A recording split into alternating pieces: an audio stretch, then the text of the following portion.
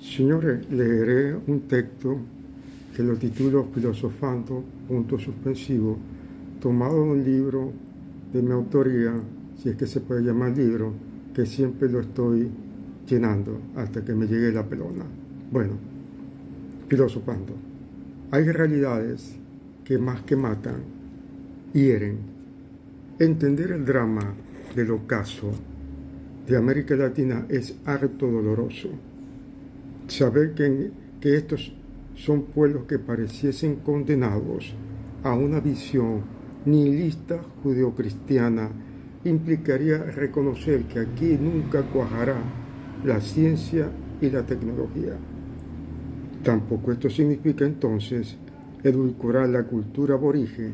Seamos claros, los aborígenes, más allá de la explotación española, eran pueblos sin escritura, con una visión mágica de la vida que en ningún momento irrumpieron en el saber transformador, mientras los negros traídos del África, azorados, solo pudieron ejercitar el músculo para loas de un señorito, repetidor de los clásicos europeos y aprendiz de piano. La pequeñez de la Tierra del Fuego se concreta en nunca haber parido un filósofo a la altura de Nietzsche. Entre estudios de gramática, retórica y teología, a eso se redujeron estas colonias. La justificación del status quo parió demasiados leguleyos. La regimentación por lo general es el blasón de sociedades represoras del verdadero conocimiento. De la edad colonial se pasa a la era de los caudillos, los llamados libertadores, revanchistas y saqueadores, quienes después de haber destruido las fuerzas productivas se dieron a la tarea de saquear el tesoro público. En ese contexto, el pensamiento atorado solo podía parir poetas romanticones, quienes vivían extasiados por el decadentismo del mismo cuño de su supuesta madre patria. La inclemencia de un medio bárbaro no ha hecho posible ni la mediana organización del aparato público. Países donde lo común no funciona, en que los derechos de primera generación todavía viven su sueño, finalizan dando saltos locos por aparentar una posmodernidad sin arraigo en sus bases. Y el corolario es la figura de los caudillos trasnochados o los civiles afeminados con poses de pseudos estadistas. El verdadero filosofar nos llega tarde. Serán los españoles, por desgracia, quienes traen esos estudios con algunos de los integrantes de la Escuela de Madrid y Juan David García Paca.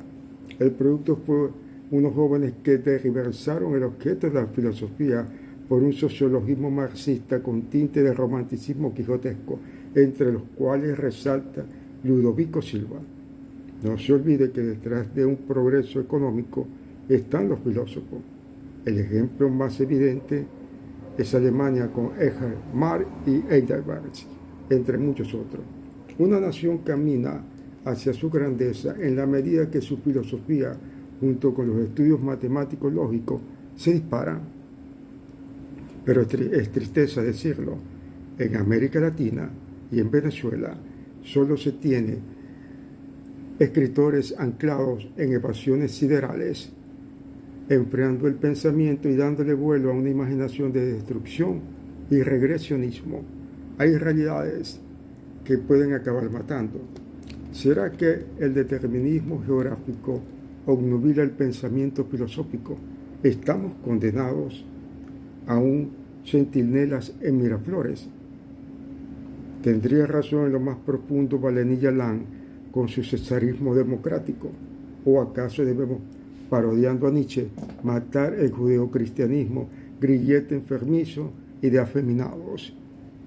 Los griegos comenzaron a filosofar hace más de 2 milenios, en tanto acá, en el supuesto nuevo continente, todavía se está con los santuarios, el saumerio y los santos óleos.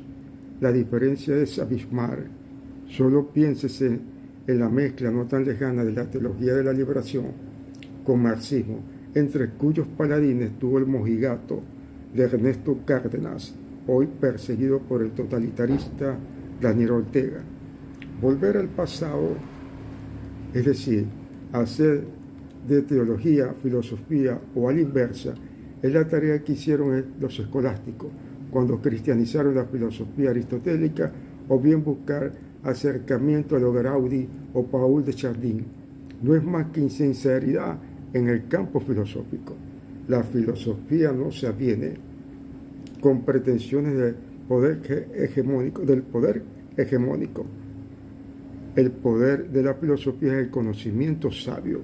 Un uso simplista de la frase de Marx con aquello de los filósofos lo que han hecho es teorizar sobre el mundo, pero lo difícil y necesario es transformarlo, parafraseo, es hacer de la filosofía militancia, que no es su caso, como tampoco es la del científico, decidir qué hacer con su descubrimiento. A lo sumo su función entra en el campo filosófico como actitud ética moral. Ya su militancia es cosa muy personal, solo puede ser razonada, ascenderá en la convicción, pero no entra en el campo de estudio filosófico, a no ser que el trajín de su experiencia lo lleve a la filosofía política.